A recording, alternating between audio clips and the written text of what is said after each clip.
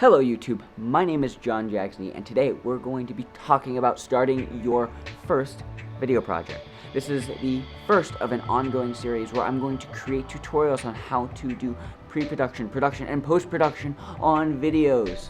So I thought no better way to start this series with how to start your first video. So let's get started. First things first is outlining and pre-production. What are you making a video of? I don't know. Well, let's write things down. I encourage you to write things down either in a journal or on some sort of computer application to get a general structure of how your video is. It doesn't need to be a full-on script where you're reading word for word, but just a general idea, just so you don't ramble on too much about things. For example, this video, on my smartphone, I have my general outline of what I'm talking about. Not word for word, but I know exactly what I want the points to be and things to say. Applications that you can use to make an outline will be just a general notebook, some pen and paper. Next could be Microsoft Word. If you're a student, you normally get Microsoft Word for a crazy discount, so use that to your advantage. I'll leave a link in the description for my template, so then you can use that for your outlining and pre-production. You could use Final Draft, which is technically the industry standard video scripting application thing. It looks really nice and it's very, very streamlined for screenwriters and whatever else, but it is kind of expensive. Stick with Microsoft Word if you're just starting out, or even Notepad on your computer if you don't want to use pen and paper, but you just need something. Write things down so you have a general structure of your videos. Next is the general theme of your video. Give something to your viewers so they learn something from your video. Give them a new way of thinking about something, or just make them laugh, make them cry, make them feel something. So when it comes to making the general theme of a video, I like to consider 3 factors. First, persuasion. Am I trying to persuade someone, make them think about a certain thing in a different way? Either a product, normally it's trying to make them want to buy the product or think better of the product or whatever else. Am I trying to make them think about a particular political belief? So we won't get into political beliefs, but if you're trying to lean left or right, make that clear and encourage that in the video. If you're trying to persuade someone, make sure you have that in your general outline. Make them think about something in a certain way. Next is, are you trying to educate someone? What I mean by that is, are you trying to get them to learn from something from watching your video? And that could be either a tutorial video, like this one, or could be how to do a derivative of a cost function to get the marginal cost function and the average cost function. Now that's a lot of words and a lot of math and a lot of economics, but they have videos on that. Are you trying to make someone learn that? Make that clear inside your outline. Lastly, are you trying to entertain someone? Make them laugh, make them cry, make them feel depressed. I don't know. It doesn't matter what you're trying to entertain them with. That's your video, but just make sure that you hit the mark with regards to, am I actually entertaining someone? And you can know if you're entertaining someone if you're entertained by your video as well. So 3 things when it comes to general theme of a video: persuade, educate, or entertain. Lastly, inside your video outline in the pre-production spectrum, it is tools and assets that you would need for this video. Do you need props like someone dressed as a doctor? Do you need a barbell because you're doing a fitness related video? Do you need toys because you're doing product related videos? Doesn't matter, just make sure you have that thing when you get to shooting. If you don't have that, then you have to go back, email the people that you need to email. You need to go to Michael's to get art supplies, or you need to go to the thrift store and buy things. Make sure you write all that stuff down in your outline ahead of time so that you know that when you get to shooting, you're not wasting any time and you're going in and out of the pre-production, production into post-production and editing. Okay, so you did the pre-production, you made the outline, you have the general theme, you have your assets that you need, and the props that you need, and the lights that you need, and the microphone that you need, and all those things. Now have all the files. Where does it go? put it on your computer, obviously, but don't put things in random places because it'll make it harder if things get lost, hard drives fail, whatever else. Make sure that you have a general area where you can find things. So here is my general type of organization when it comes to organizing my files and making sure I have everything all in one place so I can access it easily. First folder is going to be the name of the project. Let's say, for example, I'm making a toy video, so toy name, promotional video. That's it. So I'm making a action figure toy, action figure promotional video. Name of the folder. Next is going to be all of my project files within that toys folder. And that project file will include all of my Adobe Premiere files, or Final Cut. If you use Final Cut, I use Premiere. You could put your After Effects files, and that would include all of the cache files if you need a big cache and you need it all in one place. All your autosaves go inside that folder as well. Your Adobe Audition files, your Adobe Illustrated files. Doesn't matter what the project file is, just I like to put it all in one place so I can just go back to it very quickly. I don't have to search for particular project files. Next is going to be all of the elements or assets that you will need, and that'll be all your footage within the elements folder, all of your image elements, so that could be like logos, or you need a clip art picture of a tree for some reason, you want to make it grow in After Effects, so put that in there as well. Don't just leave it on your desktop, because then what if you're like, oh, I'm going to clean my desktop, and then you delete that file and it's like, oh my god, I deleted that, now I have to make an entire new motion graphics template because I deleted my dang tree. So put all of your image elements inside your project file so that you know where they are. Same thing with audio files. If you have a bunch of audio, you're recording audio on a separate microphone, put it all in there and then pair it into your project files so that you have all the synced audio.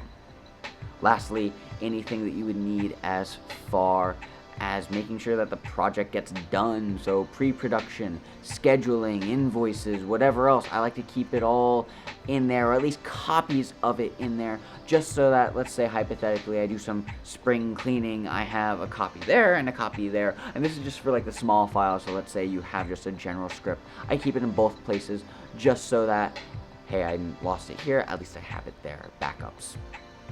Also, when it comes to backups, make sure you, at the end of the project or periodically throughout the project, you're taking your project files, your assets, whatever else, copying them, putting them on an external hard drive or whatever else, just so that if things die, you still have it. Because I can't tell you how frustrating it is to lose everything. You have to reshoot, you look super unprofessional, and it's just like, oh my god, I'm getting paid for this and I'm breaking everything. So back up your files, but that's an extraneous point. Okay, so we have our pre-production outline, we have our assets, and we have everything saved inside our one folder. Next, we're going to talk about the project settings. And we're not going to get into the nitty-gritty of should you be recording in 4K and the exact frame rates that you need. But the important thing to remember is make sure everything is uniform. If your output is going to be in HD at 30 frames, then make sure that you are editing in HD at 30 frames. Make sure that your project files and your assets are going to supplement that. So what I mean by that is if you're trying to do 30 frames per second as an output, but you record video in 15 frames per second for some ungodly reason, I don't know why, then you're going to end up getting a slower video because you're trying to output to 30 frames, but you only have 15, so it has to spread things out, and it's going to look very choppy. So make sure that everything stays uniform. So if you're recording in 4K and you want to record in 4K, make sure that everything on your camera is shot in 4K, and your output settings are in 4K. Or if you want to do HD, but you want to do 120 frames, then make sure that everything is in 120 frames, but also remember that your frame rates are going to affect the video if you change the rate at which it plays. So we talked about frame rates where you want to keep everything uniform. Now we're going to talk about resolution. Make sure that your resolution is also uniform. Let's say, for example, you have an HD video that you're trying to produce. 1920 by 1080 and you're using all of your motion graphics templates in 1280 by 720, here's the problem with that. You're going to have to make things larger in After Effects or in Premiere once you export it from After Effects, because it'll be 50% smaller. So what, not 50%, 75 or 25% smaller. Math. Okay, so if you're exporting in 1920 by 1080, but your motion graphics templates are in 1280 by 720, you're gonna have to make everything bigger. And if you're exporting raw files, as in AVI files or QuickTime animation files, then what you're gonna have to do is increase the resolution, and that might decrease the quality just a hair.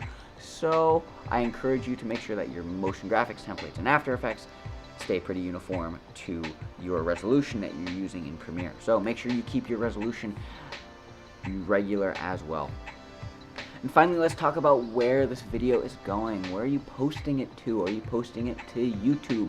Most of the time, HD at 30 frames is pretty okay for that. If you're posting to Facebook, kind of the same thing for YouTube. They have very similar video exporting templates and files and formatting, so you can just normally keep that pretty uniform. But if you're exporting to Instagram, for example, because social media loves Instagram, then you'll realize, oh wait, it exports in 4:5 because it has that square.